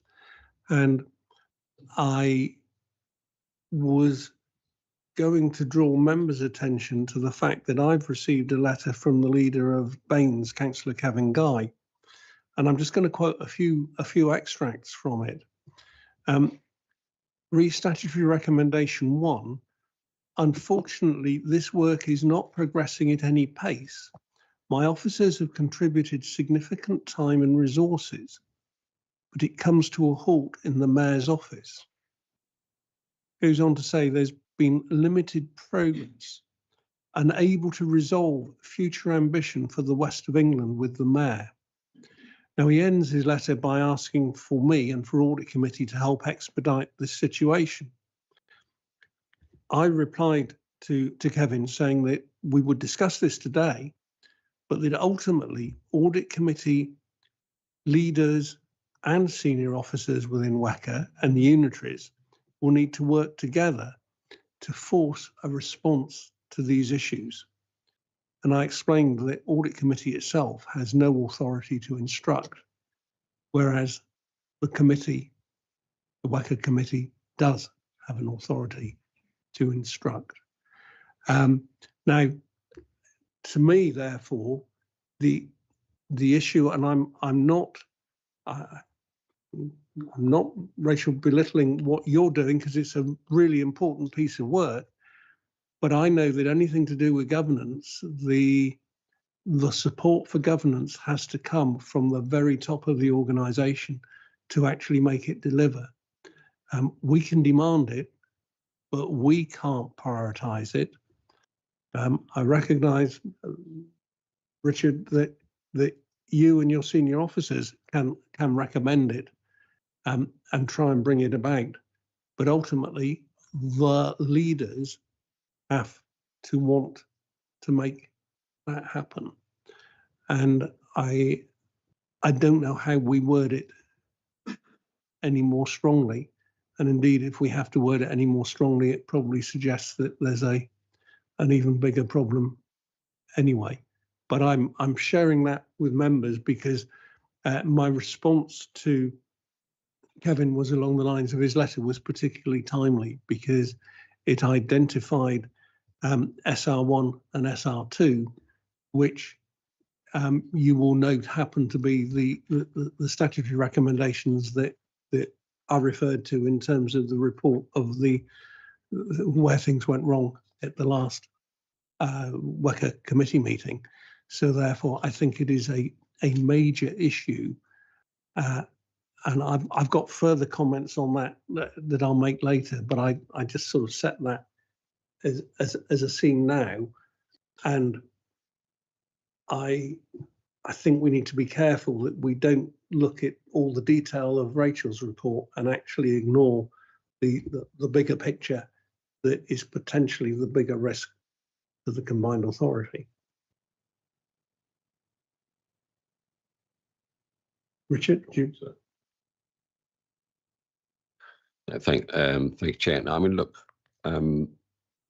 yeah, the transformation programme that we've put in place has got a number of areas where it's delivered, and they are drawn out in the report for you to see, which has been very good for us. We report on this transformation programme through to the main committee, so it comes en route to the main committee via the audit committee and also via the scrutiny committee, which is really important because then we get that conversation about where we're at, and then we take a report through to the main committee with recommendations, steers, and conversation of both those committees en route to it, really. So this will go to our 26th of January main committee. That is when the main committee will consider it. It's really important that we update the committee in that respect, really. So any comments, any desire, any focus that this committee wants us to take will go to that committee on the 26th of Jan. By which time we, if I've got the dates right, in here, would have made some substantial progress in getting that group together. Really, it's important to note we've done a lot of work over the summer and autumn period, also around our strategy for the region as well, really, and that is a key piece of work which we will need to take to the committee in due course. So we're going back out to make sure we've understood it all and across a range of people as well, really, and that's a big part of our work as we move forward into the new year. It's important that we set out those medium and longer term objectives as well as the short term delivery focus that we're having at this moment. So I would put this really high on the agenda for us in terms of the next few months to make sure that we land those medium term and longer term objectives. Particularly important as we face out to the region and the residents of business, but face into government as well, to give that clarity to government. More important now as we run into the national election period than ever before. It's important that we are very clear, regardless of who wins that election, that we have a clear strategy for the region across those big issues such as transport, net zero, our investment work that we want to do, and our skills and economy, job, and how we work closely with business as well. Really important matters for the strategy, really important matters for our mayor and indeed the leaders and across the region that we get that work as well. But this is incredibly important. Any support, any drive we can get from the committee to help make this happen, even albeit in a non-instructive way, is always very helpful for us. David. Thank you, Chair. I just wondered if we'd had any feedback from the Department of Levelling Up, Housing and Communities about this transformation process. So there are regular conversations with the department. Richard and other senior officers meet regularly. Transformation programme is one of the issues that they discuss, and they are kind of content with progress. But no feedback you can share with us.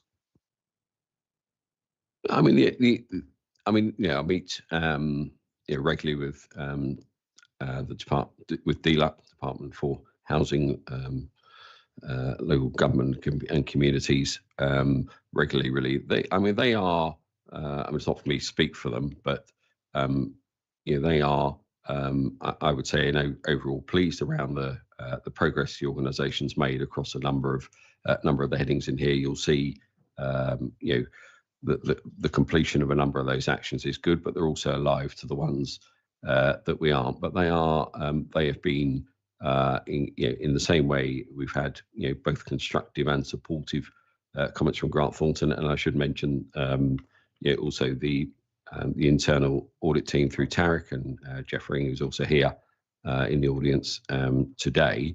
DLUC have also been incredibly helpful in working with us. So I think they are pleased with the overall direction of travel, but they also recognise the areas that we've still got work to do. Really, the important thing here is to recognise we are both a growing organisation and an organisation creating that more normal world that we have, and it's been in existence since Feb 2017 as an organisation. It's still relatively young and relatively new, and had obviously the difficulty of COVID in between it. It's not an excuse.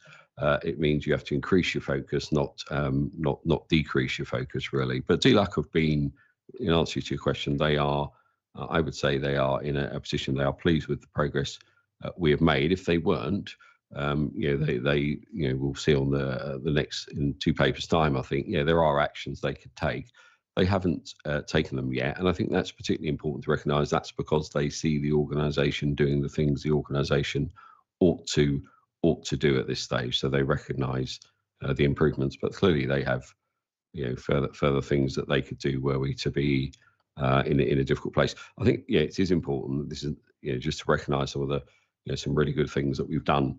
Anyone who's been out to see the sort of the eastern entrance site and the really good work that's been done there.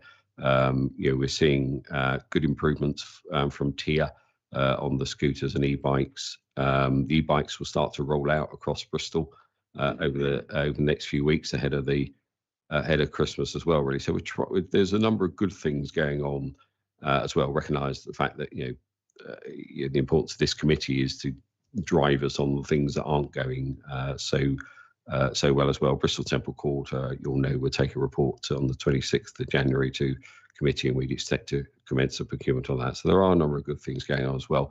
And that conversation with DLUC, if I come back to the point, is always about the things that are going well, that they recognise, and the things that they haven't. But our relationship with them is, I would say, is constructive, robust, and the officials have been incredibly professional and helpful throughout.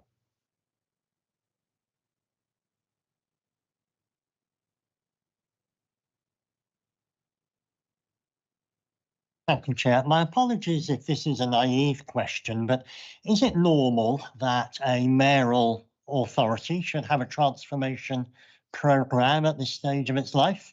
And is it normal it should be dealing with such substantial matters?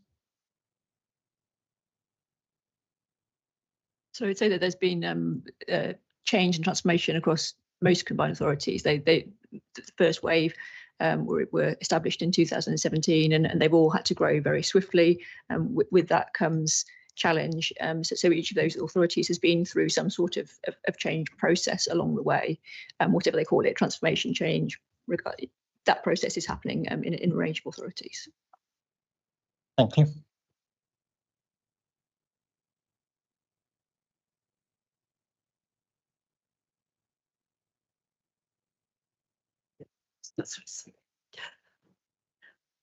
This may also be naive or just behind the times. I'm a new member. It says here that actions complete on board members being involved in early stage, so to do with the forward plan and the regional strategy. So forgive me, but I thought we've just been talking about the forward plan actually not being very complete, and also the fact that the regional strategy is still in progress. So can you clarify this, please? So are you referring to action TP5?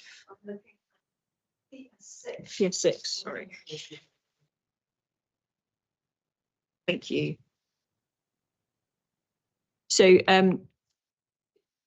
we've noted the action is complete, recognising that the arrangements that need to be put in place to ensure that that action operates effectively has completed. Not that the work itself is complete, but that the management arrangements and partnership arrangements are in place and can be managed through business as usual rather than needing to be through a transformation programme. They will require ongoing work. They aren't actions that stop, but they don't no longer need to be managed through transformation. That's why it's marked as complete here. Okay, I'm not sure I entirely understand, sorry, but the regional strategy, is it out there in the public realm? Is it on your website? No, as Richard mentioned, that's work underway that we're hoping to publish next year. Oh, I see. Can we see a draft copy? So there isn't a draft at present. We're in the process. Oh, I see. Oh, no. Okay, I'm with you now. Okay, can I have a second question? This may be a little bit too detailed, but you've recently spent 3 million on culture and arts. It came out last Thursday with partners all over the consortium, which is really fantastic. But I just wondered how do we, as, I don't have a sense of all the work that you're doing from a financial point of view.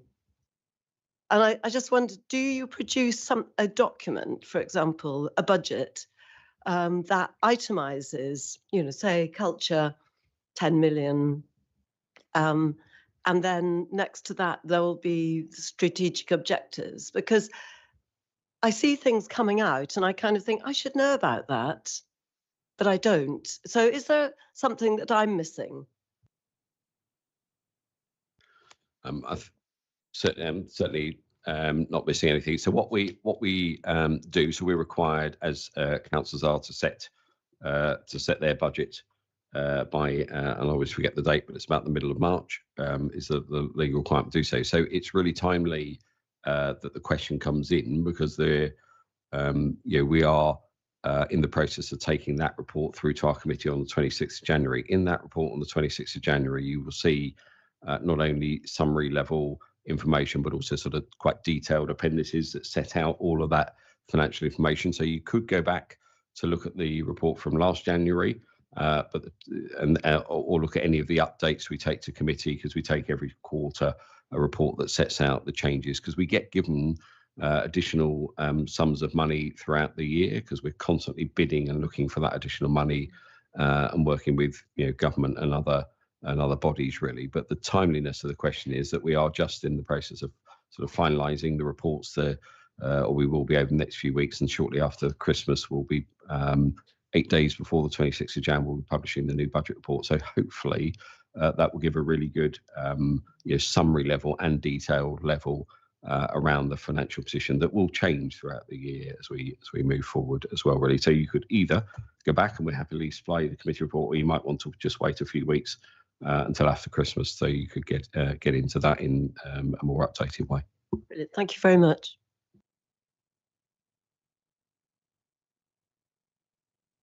Just to follow up on that, I think it'd be very helpful if Democratic Services could arrange to let us know when the agenda's published for committee meetings and strategies. I feel we're not quite getting enough flow of reminders about strategic things at an authority level, and emails for information would be helpful. Yeah, good point. More than happy to do so. And just to add to that, we've certainly talked about working with scrutiny to ensure that where we have training sessions, scrutiny members are notified, and equally where scrutiny have training sessions, audit committee are notified, so that we can broaden the awareness rather than keep it within almost committee silos, if you like. Yeah, Ben. Mine's just a short question. In relation to the budgetary element, is it possible to track the work that's being undertaken that goes under the head of transformation or governance issues? Because are they being tracked as sort of business as usual? Because I would just be interested to understand whether, in a ordinary functioning, shall we say, or similar mayoral authority, what the level of budget and spending is on these sorts of issues, but and to be able to identify the extra that we're now having to spend to rectify either historic errors or past, because there's going to be a considerable amount of money being spent, presumably on external advisors, on internal staff, to rectify a number of these issues that's going forward. And it'd be interesting to understand how that's fluctuating over a period of time, so that we can monitor, when the actions are taken, is the resource required then to amend historic errors now going down, so we can actually see what business as usual would look like compared to something which is a bit more extraordinary that we're seeing at the moment. So on the question of finance specifically related to the transformation programme, yes, there's budget allocated for us for external support, and we can provide detail on that if that's helpful. Officer time is dedicated to this programme. I'm not sure that we would necessarily be in a place where the level of officer time dedicated to some of this activity would go down, recognising that the scale of the organisation is growing, some of the complexity of things that we are doing is growing. So the impact of transformation might be that a recognition that we need to spend more time on some of these issues rather than less. So going down isn't necessarily the right answer, I would say.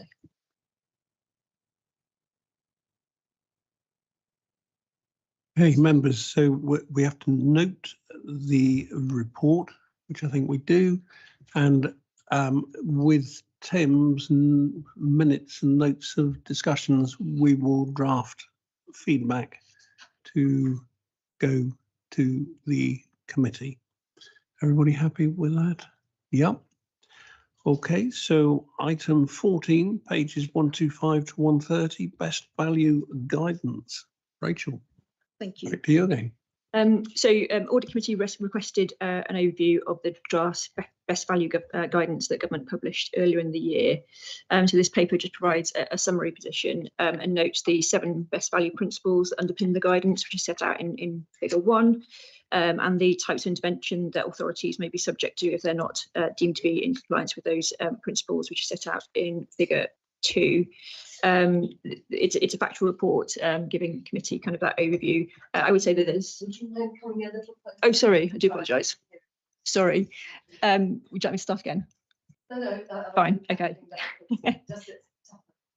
Apologies. So the report provides an overview. There is much more detail in the full guidance that government has published around both the 7 principles and the types of intervention that authorities may be subject to.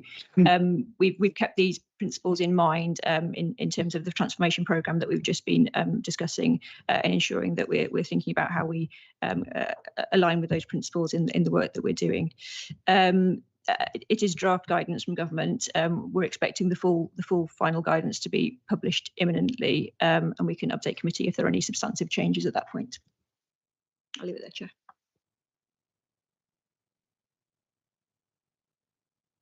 Questions? No.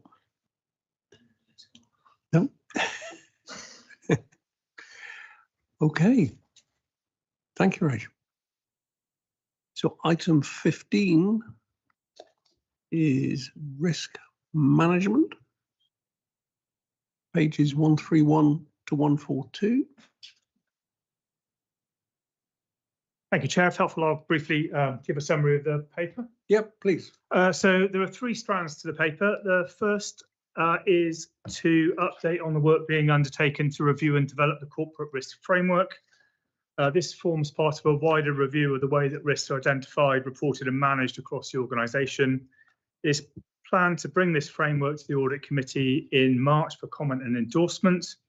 A key element of this new framework is to establish the risk appetite for the organisation across various risk categories, and views are sought on the way that the Audit Committee would like to be involved in shaping this risk appetite ahead of the planned agreement by the Combined Authority Committee. The second element of the report is to present the corporate risk register, which has been produced through review of the directorate and thematic registers and discussed through corporate leadership team.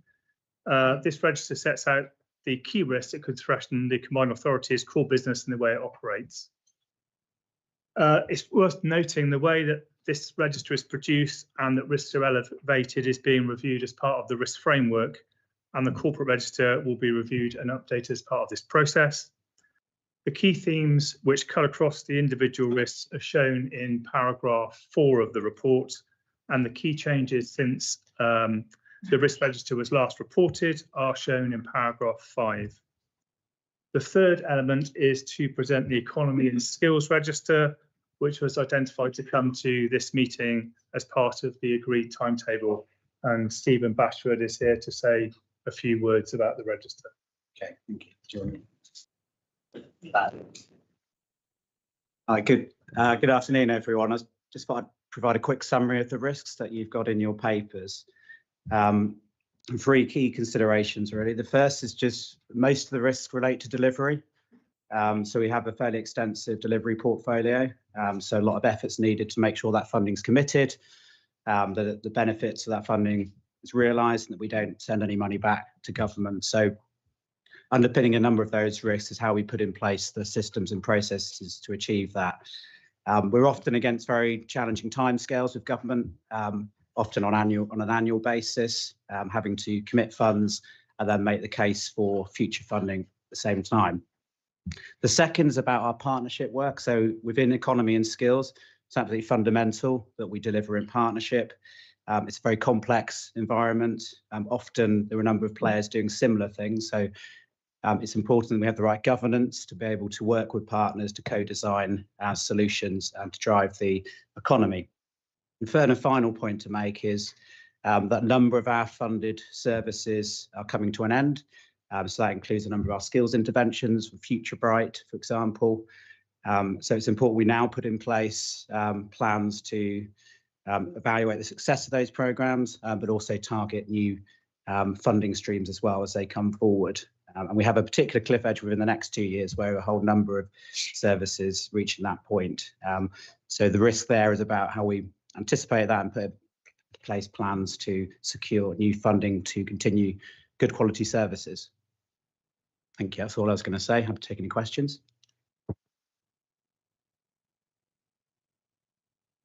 Thank you, Chair. There are 2 risks that score 25 on your register.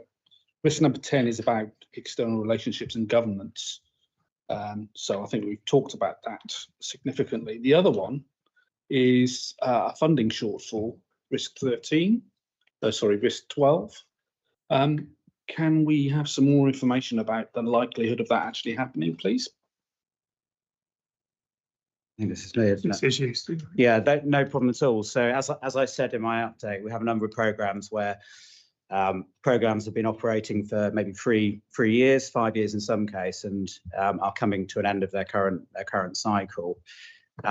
Funding to continue those services will likely come from a number of different sources. We are busy preparing cases to committee for the investment fund, for example, for some of those. But we also need to be looking at government sources of funding as well. So I have a team within the Economy and Skills Directorate that's charged with looking at that, anticipating funding shortfalls, and putting in place the developing the business cases to. So it is a high risk because, of course, if committee decide not to invest in these projects, then there is clearly a funding cliff edge and those services will have to come to an end. But through things like developing the employment skills plan, which was supported by a committee earlier this year, and our cultural plan, for example, likewise, there is a degree of consensus around some of these, which will hopefully de-risk that, ensure that any funding decisions are positive. But we have sketched out over the next 12 months, 24 months, when we will be landing particular business cases, particular programmes to continue those. I'm very happy to share more information about that post-meeting.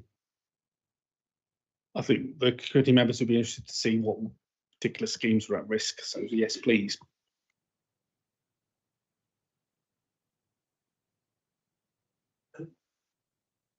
Thanks. My computer's died, so unfortunately I've not got the papers anymore. But as I was wondering if you could unpack a little bit the risk appetite reference you made there. You essentially, is that going to be the sort of base level that, you know, the organisation will look to mitigate to in terms of individual risks.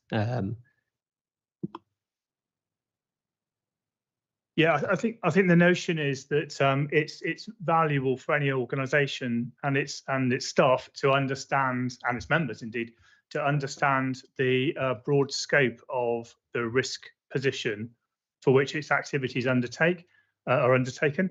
So I think it's clearly there isn't one set risk appetite across all of those activities, but they'll vary with, so your risk in terms of legal compliance might be very different from that in terms of delivery and innovation. So I think the intention is to provide a set of appetites across those risk categories to give a steer for the operation and decision making of the organisation. It can never be a precise level of risk and it needs interpretation, but it provides a guide and frame for the decision making and activities that the Combined Authority is undertaking. This is a new area. It wasn't included in the current corporate risk framework. And we see the Audit Committee having an important role in terms of bringing this forward for approval, and whether that's officers going away and producing a straw man for discussion with members, whether that's the members more actively taking this forward and coming up with their own proposals prior to endorsement by the committee is really one for members to consider. Richard? Yeah, I mean, just and again, just to build and emphasise that point that Peter's made really well. You would expect in any whether you're a public or a private sector organisation or running a bank, the board or committee to set the risk appetite that the executive should operate. An executive in our case, in a case of a private company, or the officers in a case of a public company, to operate within. And if they want to step outside that risk appetite, they would go back. So you might have areas where you would be risk adverse. You might have areas where you would be more hungry to take some of those risks. But the officers here shouldn't be setting that risk appetite. We think it'd be really helpful. That should be set by the committee itself, but we think it'd be really helpful because the Audit Committee can probably get a bit more into the detail around that risk appetite consideration across a range of different areas, and help us propose something to the main committee so that we then have a proper operating structure around risk management. And that's what we're doing. So some of this is our road to normality, and you will probably, or if you don't, you might want to ask the questions in your own organisations, whether you ones you work in or represent, to ensure that process is there is quite clear. Just want to come back on the point around funding as well. Really look clearly, and this will be something you'll be pushing for in your own organisations as well.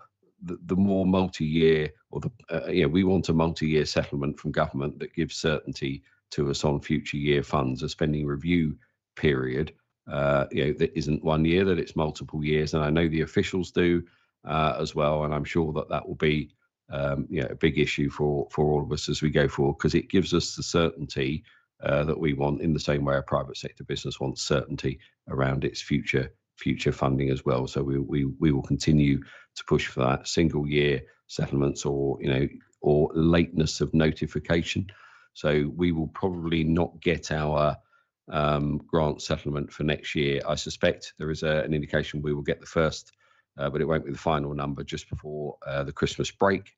In our case, as a Combined Authority, sometimes we don't get that until January. So there is a difference between local authorities and Combined Authorities in approach. Clearly, from our perspective, we are increasingly saying to government, get that the local authority numbers are much bigger, but the 10 existing mayoral Combined Authorities need to get their numbers as quickly as possible, and over multiple years as well. Richard, sorry to sort of throw one back at you, but it worries me if we're in a situation where our leaders can't get together to work out a WECA strategy, how they are ever going to get together to work out a risk appetite. And I can see the logic in Audit committee having an opinion on risk appetite because members are alert to issues relating to risk. But what I don't think we can do is make the decisions for the committee, and knowing the challenges that certainly Bristol went through in defining its attitudes to risk and how it measures risk, I think there is still a real challenge comparing risk between, one said, social services and potentially a major building project. Now, therefore, I think there are lots of problems there. Well, we actually need the experts in risk within the constituent authorities finding a way to simplify. I would rather we were in a position where we could be critical of what someone proposes than where Audit Committee is making comments and suggestions, because that way I think life can become extremely complicated. But we do have to find a way of measuring and assessing on a regular basis, particularly with the pressures on the authority for projects coming from potentially 4 local authorities who themselves will have measured them and put them forward in different ways. There needs to be a process that actually balances and ensures they're being measured in the same way. But I don't think as lay people we are in a position to play as much of a part in that as someone needs to play. Does that make sense? Yeah, no, and I think earlier on I made the point that it's incredibly important that the Audit Committee has a paper that comes at it from the Audit Committee's responsibilities that it has. So we will come at that from a point of view of, have we done, from a governance perspective, have we done things in the right way? Have we followed a process that makes sense as well? Have we got the right things in that the committee would expect to see, as opposed to the committee saying, we recommend that here's the series of functions that you undertake, and here is the risk appetite level we think you ought to have, because that steps into the territory of the main committee's decision making. So it's really important for us, and it is quite appropriate that we bring it here from that governance lens, the Audit Committee lens, and we'll be very careful that we make sure that the paper does that. And that's really looking if there are any things that we have missed, and the experience of the committee and the robust challenge and constructive comments of the committee are helpful for us to make sure we haven't missed anything, because we inevitably will miss something in the way that we're doing it. So it's really helpful for us to have that challenge en route to it, but it will be from the Audit Committee's perspective and won't step into the decision making function of the main committee.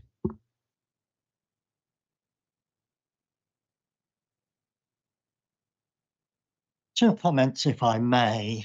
Firstly, could we call it risk tolerance rather than risk appetite? I mean, we're not a financial institution taking risk in order to generate a return. We're a public body trying to prevent adverse outcomes. So I think risk tolerance rather than risk appetite. And my second point is that, in my mind, an audit committee is a third line of defence. So it's certainly, and our role is oversight to ensure processes are being applied properly and effectively. I certainly would not feel that we should have any say in what those risk tolerances should be.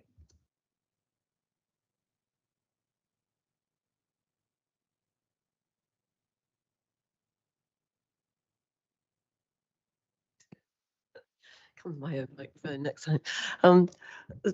This is sort of probably broadening things out, but it seems like economy and skills rests quite heavily with young people. I know that you're been looking at culture and also apprenticeships and sort of areas like that. And I suppose the question for me is around sort of how do you assess that need, and how do you, and that's also going to need to be quite flexible, because education changes, young people, you know, the kind of fashions change around thinking around how we deal with the issues around young people. I worked in further education for 17 years. I just wondered what your thoughts are. It's just putting it out there, really. I can say a little bit about how we engage with the sector at the moment. So through our Careers Hub, we have links into every secondary school in the region. So we're getting lots of feedback from teachers, from careers advisors, and from pupils themselves about where they are thinking about careers. And we also take businesses into schools as well to try and inspire people about future jobs. And we work very closely with the further education sector. They are a big part of our adult education budget, which is our most significant single fund. And we have regular touch base with the principals to talk strategy, ensure that that funding's meeting the needs of the local economy as well.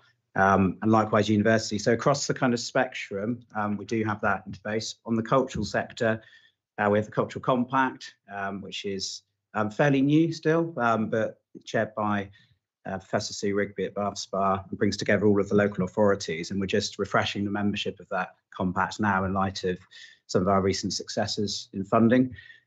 So that's where the partnership piece is really important for our area, that we're listening, we're picking up that intelligence and then using that to drive policy and programme development as well. But we do have those touch points, and in terms of young people, predominantly through the Careers Hub. But we also had a school summit as well, which the Metro Mayor led earlier this year as well. So another opportunity to engage and understand why people are on particular issues. Sounds great. Thank you. And I think Rachel must want to come back on that point as well, Chair.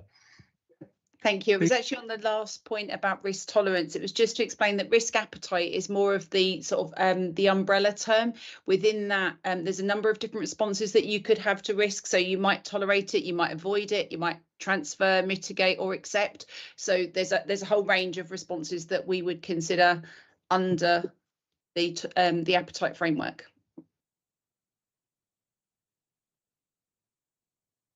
So just to be clear, the more specific information you're planning to bring back to our March meeting, is that on schedule? Are you anticipating that will be met? Yes, Chair, we anticipate that the risk framework will come to your March meeting. Okay. Yeah, Zoe.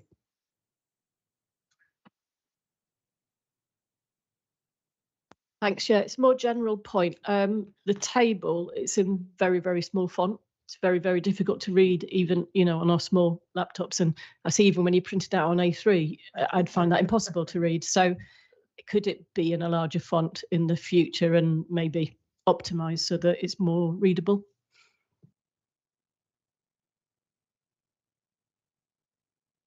On behalf of all of us, thank you, Zoe.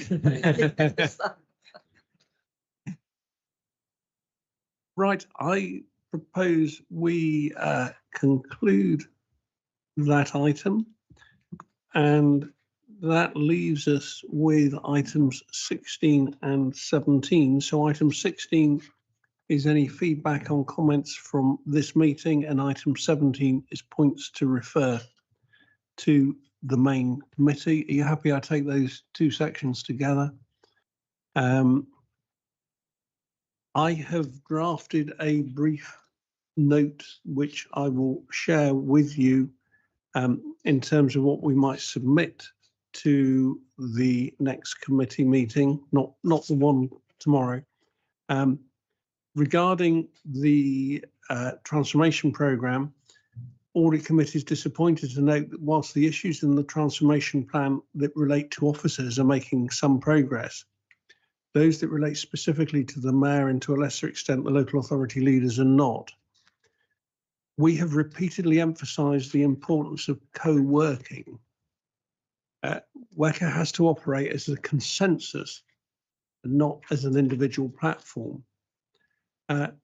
Councillor Guy's letter and the report of the last committee meeting both highlight a failure to acknowledge or try to resolve the items highlighted by the first two statutory recommendations. If WECA committee leaders in the matter are unable to solve those issues very quickly, the solutions may well be taken out of our hands. We suggest the committee commit to co-working and prioritise external consultants such as Solace to expedite the adoption of consensual working within the constituent local authorities. It can be any variation on words, but it seems to me that's not dissimilar from the wording that our predecessor audit committee of a year ago was making when the value for money report came in. And if anything, it's more critical now, because once you've seen the issues written before you, it's even more critical that actions are taken, and even more concerning if they're being deferred. Tim. Yeah, Chair, I do totally get what we're saying here about this, but I'm just a bit worried that are we basically telling politicians that they must agree with each other? I may be naive, but I'm not that naive. No, I'm certain, and I'll look at it and tweet that, because certainly I don't expect people to agree. I expect them to disagree, but I expect them to work out ways of finding solutions. And I'll put it very clearly that what drove me to be committed to wanting WECA to succeed from the start was because I saw it as a source of funding for the West of England. And what I still can't comprehend is why the WECA committee cannot agree on things that will procure funding. It involves compromise. But I generally find if government funding is potentially available, I reckon it's worth compromising with people you generally disagree with if you can get a share of that money. And that to me is what this should be about.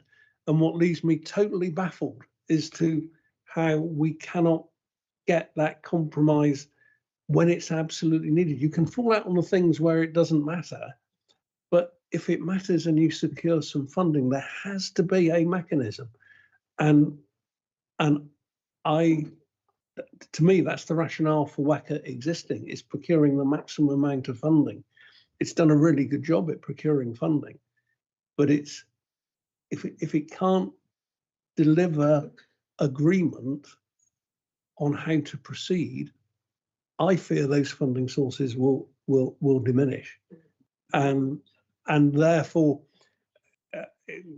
if we don't say it, I'm not sure who else will, and I'm trying to word it in that context. But no, I certainly don't expect them to all agree. There have to be issues where there will be differences. There inevitably, with the geographic differences between the 3 or 4 authorities involved, there will be situations where that should happen, but it needs to happen in a controlled way, and it doesn't need to happen every time. There needs to be ways of finding solutions. Yeah, I think from the point of view of this committee, I think the thing to do is to raise the risks of what happens if you can't agree. Yeah. Yeah. Yeah. And I think putting it in the context of the value for money report, the risks, what happened in, and Rachel knows far more about this than I did, but what happened in Peterborough and Cambridgeshire when things went wrong. WECA has been left to resolve its issues. But if in fact, as an authority, we show that our politicians are unable to resolve those issues, I don't think we can be certain that central government will continue to be so tolerant, whatever party that central government is, they will expect to see decisions being taken in a proper way. And that's why I think it is time for us to be escalating that. But this one, we've got time, because the next meeting is in January. We've got time to tweak and retweak and circulate and ensure we've got a reasonable consensus. Is there anything else that we've discussed today or that we haven't discussed today that members think we should be referring to that January committee meeting? Toby? Not for the January one, but for tomorrow, you were going to circulate also a statement for that, and then we'll clear that by email. Yeah, please. I mean, just in case it wasn't picked up from the report, really, my view is it's really important to subject yourself to that sort of external scrutiny. So Jim Taylor was the person who we brought in to do the Solace brought in on behalf through Solace. Jim Taylor was the person we brought in to do that report to us. Really, Jim Taylor is a DLUC, the department's inspector in his own right as well. So we knew it would be very thorough, very independent, very robust as well. Really, and it's important to do that. Good organisations do that. Organisations that are open to that challenge. So Greater Manchester have had a peer review process that they've undertaken. I know that South Gloucester Council again have undertaken a peer review process. I'm not sure if they've had their report back yet. They may well have done so as well. So it's important to do that. We are going to undertake a sort of 1 year on. It'll probably be about 13 or 14 months by the time, because of the way the diaries work, that he does it. But Jim Taylor, we're engaged with to bring him back so that, again, we test independently what we've done well and the areas that we've still got to do some work on, really. And I think that's important for us as well, really, to make sure that we come back and we have some independence, not just through Grant Thornton and through the audit service that we buy through, but actually bring the inspector back and ask him to undertake that review again is really important for us to do as well. Okay, right. So just in bringing this meeting to a conclusion, thank you all for all of your time in being here and dealing with such weighty issues. Our next meeting is scheduled for the 4th of March. It is conceivable that we may need to meet before then. We have some training sessions, as have been referred to, and there will be involvement in the budget process, which will be a combination of audit and scrutiny, and more information on that will follow. If there are issues that have come out of today or other things where we feel we need to develop more training sessions, I know that Solange is happy to facilitate those and help them to happen. And it's important that we're trying to keep those where we can to once a month, because otherwise we think the pressure on members' time is too much. But equally, the benefit of a training session is it allows for a deeper dive and more discussion and more information flowing. So if there are issues where members feel that would be useful to expand that process or other topics you want covered, please let me and Tim and Solange, well, let me and Tim know, and we can discuss with Solange as to how we make that work more effectively. Thank you all for your time. Officers, I'm not going to name you all, but thank you all for your contribution. And John, thank you again, and very best wishes. I declare this meeting closed.